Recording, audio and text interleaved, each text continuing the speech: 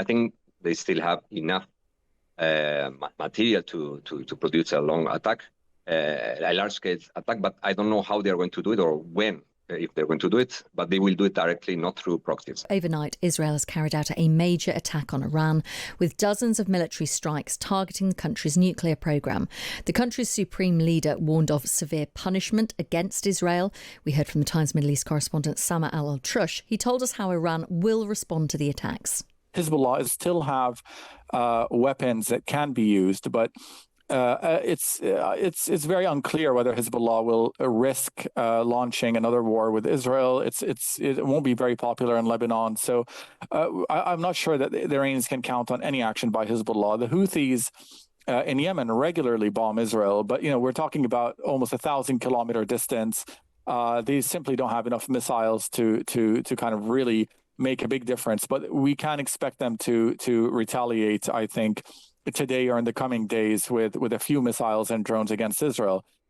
So that's Sama Al-Altrush, the Times Middle East correspondent, talking about how Iran may well use proxies to retaliate against Israel. And the Industry Minister Sarah Jones told us earlier on Times Radio Breakfast about the UK government's view. This is a developing situation, and of course the Foreign Secretary and the Prime Minister will say more in due course. But for now, our priority is de-escalation. We will be doing everything we can. These attacks are hugely concerning. Now is the time for restraint. Well, sirens have been sounding across Israel, where people are bracing themselves for a retaliation. Let's speak now to Luciano Zaccara. He's a professor of politics at the University of Qatar. Morning to you. Good morning. How are you? Very well, thank you. Thank you for being with us. Give us a sense of, your assessment, first of all, of what has happened overnight. We've heard from President Trump that the US wasn't involved in these strikes. In fact, he urged Israel not to do this, as there are talks meant to be going ahead between the US and Iran at the weekend. So Israel deciding to do this alone?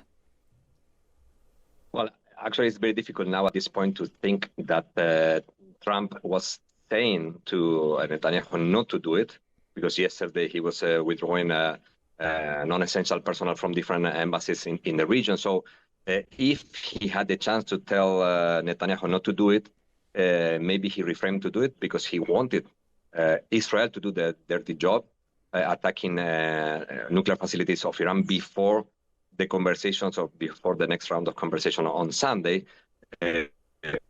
pushing or trying to push more Iran into a situation or a negotiation that is not acceptable for Iran.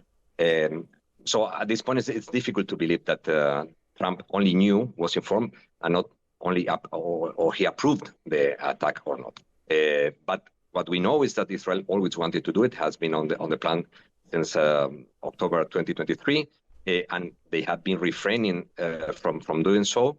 Maybe now the circumstances or the current situation allow them to do it because of different situations that Israel has been passing through, the change of mind of several European countries that started to pressure Israel, and knowing that if Iran is retaliating to Israel, this will create a lot of solidarity with Israel. We know that any attack that Israel is, even though it is concerning, is not going to be considered an act of war, but an act of justice.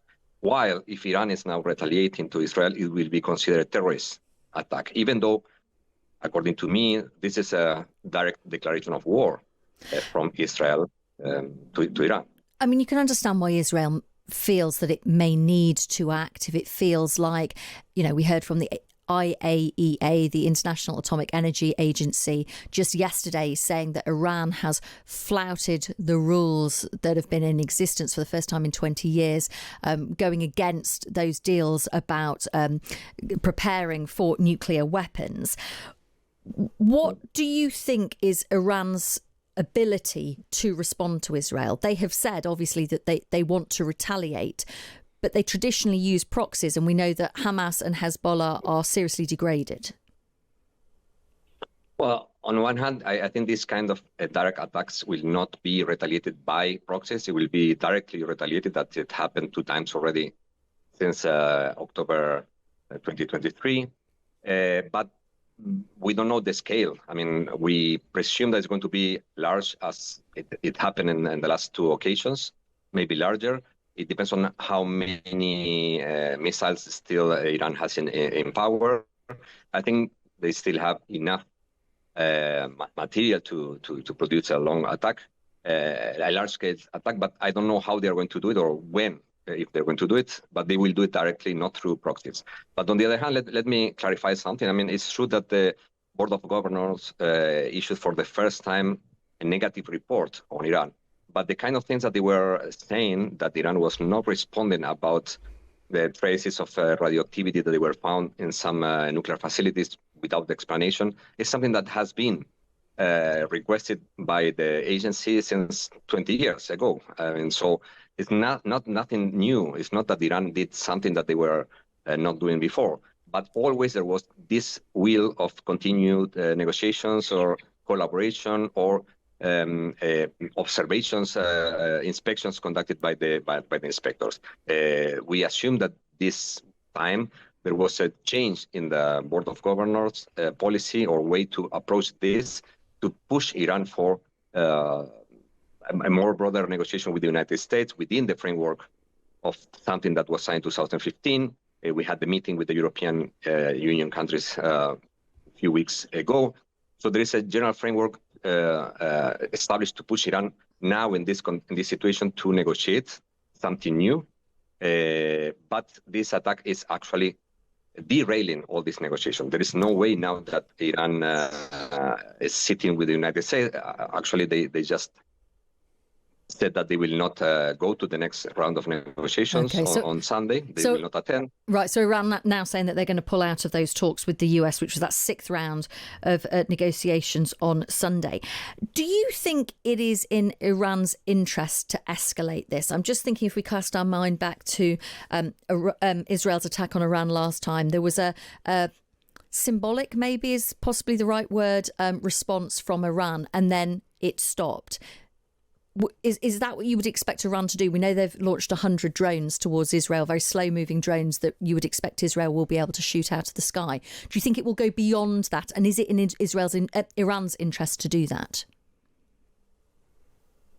Well, it would be very difficult to expect Iran to refrain from attacking. What they have done is the biggest attack that they have done in 40 years of the history of the Islamic Republic. So they would not let this attack to go unpunished. So unfortunately, this is a situation. It's very difficult to de-escalate now, because this is the worst case scenario we have planned or we have considered in the last few months or a couple of years, how this attack could trigger a big or large scale war between Israel and Iran with other actors involved. I mean, we have to bear in mind, if the United States is